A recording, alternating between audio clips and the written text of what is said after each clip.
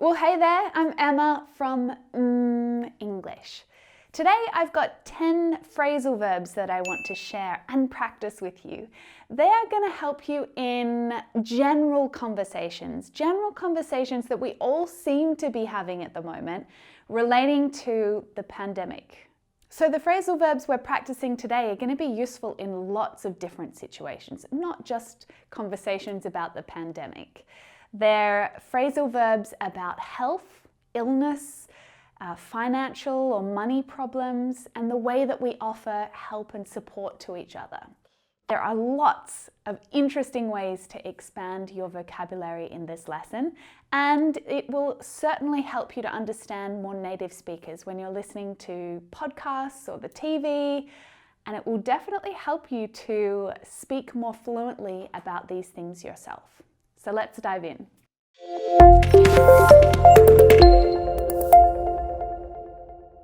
Now, phrasal verbs are often informal ways of expressing ideas in English, though they are really common in conversations, extremely useful for you to learn and practice today. Before we dive in, there are a couple of things, little reminders that I want to share with you about phrasal verbs. Tips to help you to understand them and also how they function in English sentences. So you know that phrasal verbs are a standard verb like get or go or take with one or two particles. Particle? A particle is just a preposition or an adverb, sometimes both, and they follow the verb in a phrasal verb. So we have get over, get away, get on with, get up to, right? Each of these phrasal verbs has a meaning that is different from the original verb get, right? They mean something else. So when you're learning and you're practicing phrasal verbs, you need to learn them together in little chunks, right? And learn their different individual meanings, just like you would a list of verbs, right? And that is exactly what we're doing today in this lesson. Now, it is important to keep in mind that, like some English verbs, lots of phrasal verbs have multiple meanings, which is why learning them and practicing them in context is so important. It's really important. But also keep in mind that if you want to use a phrasal verb correctly in a sentence, and I'm pretty sure you do, well, you need to know if it's transitive, intransitive, separable, or inseparable. Don't worry if all of these grammatical terms kind of have you scratching your head a bit and thinking, I'm sure I've heard that somewhere before, but I have no idea what it means. Well, they're really important things that you need to understand as you are learning phrasal verbs. So if you're really clear on what these things are, then jump straight ahead to this timestamp. That's where I'll start teaching about the phrasal verbs in this lesson. But if you need to go over what some of these things mean, then hang out for a second. A transitive verb is just a verb that needs an object to express its complete action. So the phrasal verb look at is transitive. Now that means it needs an object, right? Without one, it doesn't make sense. Hey, look at what? So it's transitive, right? It needs an object to make sense. Hey, look at that bird. That makes better sense. Now, intransitive verbs are the opposite.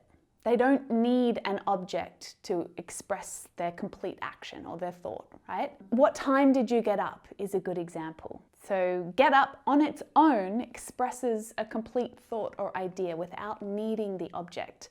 I don't need to say, what time did you get up from your bed this morning, right? The meaning is already clear in that phrasal verb. It can stand alone. Now, whether a phrasal verb is separable or inseparable will tell you exactly where you can place that object in your sentence. So it will either be after the phrasal verb or between the verb and the particle.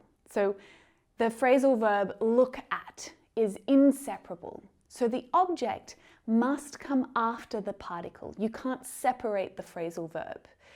We can't say, hey, look that bird at, right? It doesn't make any sense in English. But the phrasal verb take off, as in take off my hat, is separable, which means we can separate the elements within the phrasal verb. The object can come straight after the phrasal verb, he took off his hat, or it can come between the verb and the particle, he took his hat off. Both of these sentences are correct. The meaning is exactly the same. And really, if you're ever feeling unsure, any good English dictionary is going to tell you whether it's transitive or separable and that kind of thing. But throughout today's lesson, I'm going to be using these symbols on the screen just to help you to learn a little bit more about the phrasal verbs that I'm sharing and make sure that you're using them accurately. Okay, now that that's out of the way, let's get stuck into the lesson. You're going to hear me use each of the 10 phrasal verbs that we'll study today as I'm talking. So right now, I want you to grab a pen and a paper and write them down as you hear them, or maybe type them into the comments if you don't have one handy. But then we're going to go a little deeper and focus on each of these phrasal verbs and help you to use them in everyday English conversations. Are you ready? 2020. The year the world ran out of toilet paper and hand sanitizer and face masks. But toilet paper shortages were just one of the more ridiculous things to happen in 2020. The first breakout of COVID-19 happened to be in China, but before long, people all over the world were coming down with it. At this stage, almost 2.5 million people have passed away from the virus. But incredibly, over 60 million people have successfully fought it off so far. People have lost their jobs, businesses have been impacted, all of which has created so much financial uncertainty. While some people are lucky enough to have savings to dip into in order to get by, other people have had to go without essential items just to survive. On a positive note, we really have seen people step up and help out their local communities where they can. People have rallied around health workers, offering them all kinds of support to make their daily lives easier. Collaboration between scientists and researchers has led to the development of multiple COVID-19 vaccinations. They're rolling out in many countries right now. So be patient, stay safe. We've all got our part to play in this, and it's not over yet. Did you hear all 10 of those phrasal verbs? I said run out, come down with, pass away, fight off, dip into, get by, go without, step up, rally around, and roll out. So now let's take a closer look at these phrasal verbs so that you can focus on how to use them accurately in your everyday sentences. So let's start with the ones that relate to illness. Come down with. So when you come down with something, you are starting to show the signs of an illness. They both came down with a terrible cold. So it's the same as saying catch. You know, we say to catch a cold or catch an illness. It has the same meaning. They came down with a cold, they caught a cold, same thing. Now, usually come down with is used with non-serious illnesses like a cold or the flu, a stomach bug, or even just something when we're a little unsure. We might say, I feel like I'm coming down with something. Now, notice that come down with is transitive and inseparable. So that means that we always need an object to complete that thought or that action, right? We need that object. But it's also inseparable, which means that the object needs to go after the phrasal verb and not in between it. You can also fight off a cold, can't you? When you free yourself of that illness and your body overcomes that illness by fighting against it. She came down with a cold, but luckily she was able to fight it off quickly. She overcame the cold quickly. So the fighting here in this phrasal verb is figurative, not literally fighting a cold or punching that virus in the face. No. It's inside her body. Her immune system is working hard to fight off that virus, until she's feeling well again. So, this phrasal verb is transitive. We need an object, but this time it is separable. So that means that our object can either go between the verb and the particle, or it can go after the phrasal verb. She fought off the cold. She fought the cold off. She fought it off. Oh, there is one little tip here that I want to share about separable phrasal verbs. So when that object is a pronoun, like in this sentence here, so we're not saying that cold or that illness, we're saying it, then the object always goes between the verb and the particle. She fought it off, not she fought off it. Okay? That's something to keep in mind for separable phrasal verbs. Now, sometimes it's not as simple as fighting something off. And I'm sorry to anyone who is experiencing loss at the moment. But people don't always overcome an illness, do they? They become more and more unwell until eventually they pass away. So this is a polite and respectful way of saying to die. Now, it's just a little bit softer and more indirect to say that someone has passed away rather than saying he's dead or he died, which sometimes it can sound quite direct and maybe a little disrespectful as well. So be careful with your word choice when you're talking about someone dying. Often this phrasal verb is a much better choice. When I talk about my dad, I don't say he died, I say he passed away. Notice that this time the verb is intransitive and inseparable. So we don't actually need an object to express this idea, do we? To pass away, we know what that means, it's complete. And because there's no object, it also means that we can't separate the verb and the particle, right? So that's kind of obvious.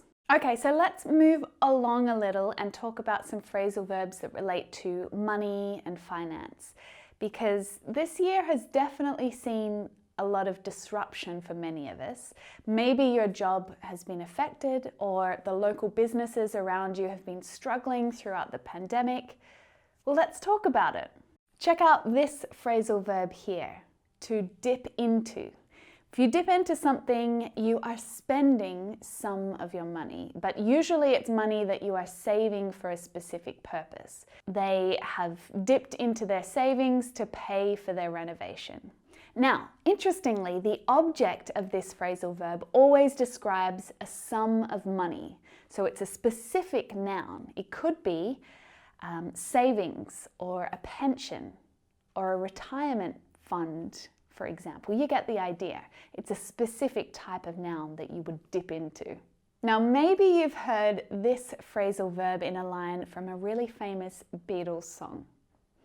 With a little help from my friends, I get by with a little help from my friends.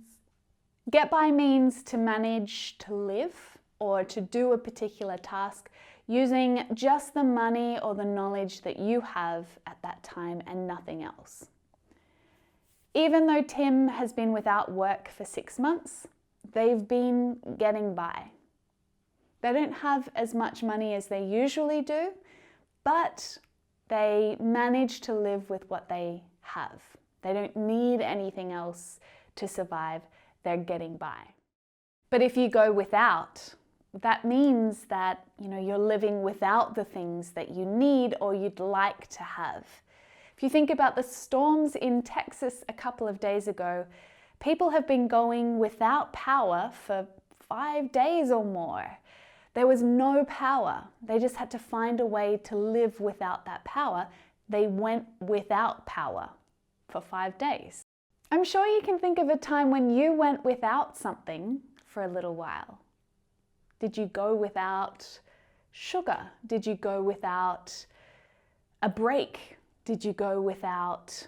Hey, I'm not going to finish that sentence for you. See if you can write your own sentence down in the comments below. I'll be down to check them. So next, I want to talk about some phrasal verbs that express ideas of support. So when you're taking care of someone or you're doing something for someone else, I'm sure you can probably think of a few. Can you think of any phrasal verbs that express these ideas? I'm sure you can. But I don't know if this one would be the first one that you'd think of. To step up. So when somebody steps up, they're taking action and succeeding in meeting a challenge or improving their performance in some way. In the context that we're using step up today, the community offered their help or their services when they saw that someone needed it, right?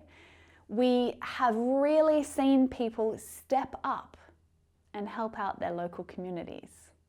So in this example, step up is intransitive. But when I use this verb transitively, so when I use it with an object, actually the meaning changes. The people stepped up their fundraising efforts. So here, the meaning's a little different. It means to increase. They increased their fundraising efforts. So this is common. Some phrasal verbs have multiple meanings, but to step something up means to increase something, but to step up means to come forward and to offer help or a service. So you can really see how important it is to understand what these symbols mean, but also, how you can accurately use that phrasal verb depending on the meaning. So you've got to pay attention to these things. It can change the structure of a sentence, but it can also change the meaning of a phrasal verb as well. And that is where things can get a little bit confusing if you're using your phrasal verb in the wrong way. Hey, so now let's talk about rally around. It's an interesting phrasal verb. It's a little more general. When you rally around someone, you help or you support them. When her husband passed away, the neighbors rallied around her. Okay, so maybe those really kind neighbors of hers brought food so she didn't need to cook, or they offered moral support or just spend some time with that lady showing her that she cared. So when you're rallying around someone, there isn't necessarily an exchange of labor or money or anything like that. It could just be that you showed someone that you care about them, or you let them know that you were there for them. And there are a couple of last phrasal verbs now that are a bit more general. They don't really fit into these categories. And just by chance, they actually both have the particle out. Run out. So we say run out if the supply of something runs out or it's finished. We've run out of milk. The milk's finished. There's no more milk. We've run out of milk. Now you might be thinking, that one's a little easy, but there's a couple of things that I want to explain further, because with the preposition of, run out is transitive. We run out of something. Okay, so we need an object to express that complete thought. We've run out of milk, we've run out of toilet paper, we've run out of power, energy. The hot water ran out while I was washing my hair. So it's really just a matter of what you want to highlight in the sentence. You can say, I ran out of hot water. So I'm highlighting that the action happened to me. But if we look at that sentence in a slightly different way, the hot water ran out. So we're highlighting the action that happened. The hot water running out is the most important thing in this sentence. It doesn't matter that it happened to me. So the last phrasal verb that I'm going to share with you today, I hope it's a new one, is to roll out. To roll something out, it means that you're making something new, maybe like a product or a service or a system. So to make that new thing available for the first time. It's like launching or introducing something new or starting it for the first time. The train company is currently rolling out a new ticketing system. So they're launching this new ticketing system or introducing it. And you can use this phrasal verb in that way it's quite useful to talk about a process that is happening over a period of time. It's not instant, they're rolling it out over a period of time. Now, to make that even more relevant, lately we have been hearing a lot in the news about governments rolling out the virus vaccine, right? It's not instant, it's a process. In fact, you may have also heard, if you've been listening to English-speaking news, that governments have been talking a lot about their vaccine rollout, all right? It can also be used as a very specific noun in this way. So to roll out is the phrasal verb, but a rollout is the noun that we use to talk about exactly what that thing is. So you just learnt 10 phrasal verbs that will help you to talk about the pandemic and the various ways that it's been impacting our lives. Hopefully you've taken lots of notes as you've been watching through the lesson. I have one final challenge for you. I want you to write a comment down below that uses a lot of these new phrasal verbs that you've learnt today in a paragraph. Specifically, we've been thinking about how they relate to the pandemic, so maybe that's the easiest way to get started here. But to talk about your experience or what's happening in your country using some of these phrasal verbs, I'll be down there to check out your answers over the weekend. Make sure you've subscribed to the mmmEnglish channel if you haven't already. Just down there, turn on notifications because we've got some awesome speaking practice, imitation lessons, and a phrasal verb quiz coming up over the next couple of weeks. So I'm looking forward to doing some more practice with you using phrasal verbs. See you soon.